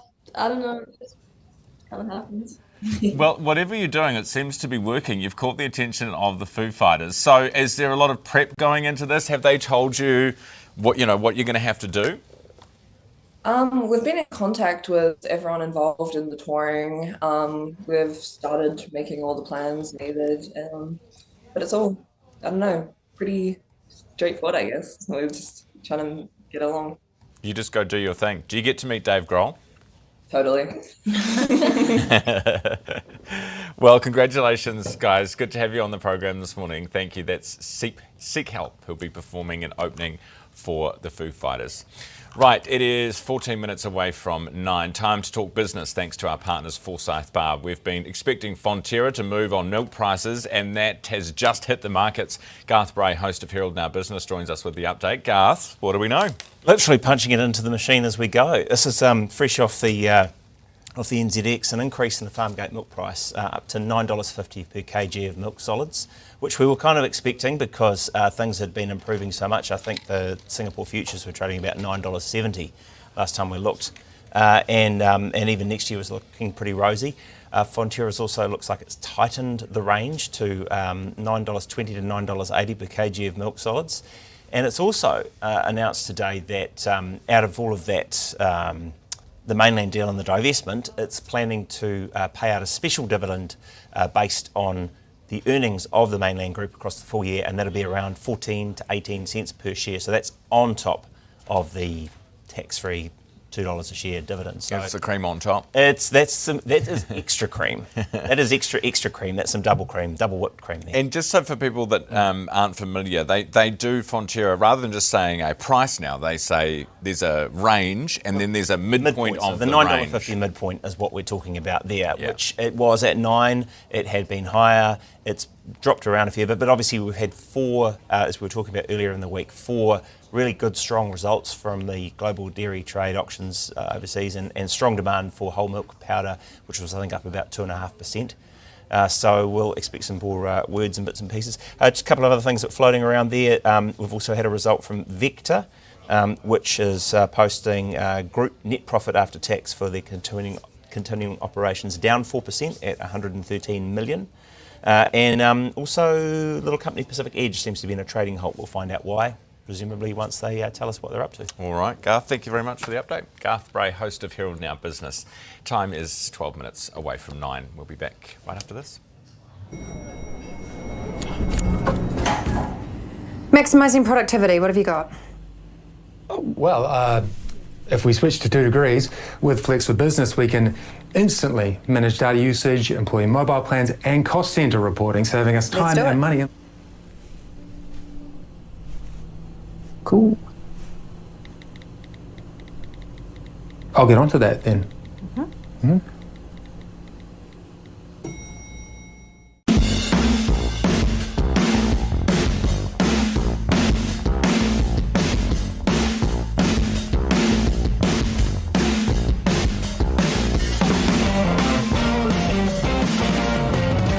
We've done few subdivisions with GJ Gardner, and from the resource consent to the building consent, getting the council permits and stuff, always GJ Gardners are ahead and helping us out through the whole process, and it was so easy working with GJ.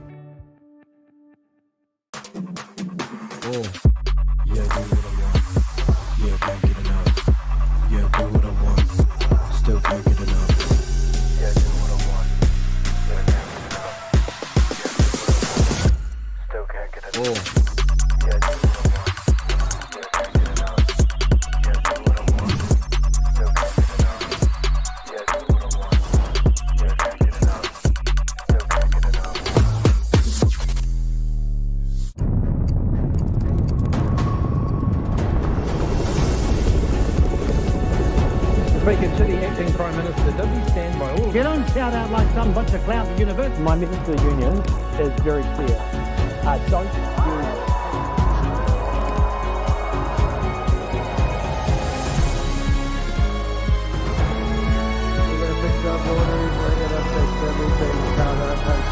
The New Zealand Herald, news worth knowing. Welcome back. An update on the visa-free travel policy for Chinese and Pacific Island tourists. You might remember this from last year. We were talking about the tweak, the change that Erica Stanford was making. Well, it seems to be working. Visitors from China and the islands have trebled since December, and 85% of the Chinese travellers are saying that the policy change was a deciding factor in choosing to come here. Visa-free, why wouldn't you? And you go via Australia. On ZB this morning, I spoke with Erica Stanford, the Immigration Minister. Started off by asking, is it right that since December, we've had 36,900 tourists who have come through on this new visa-free system alone?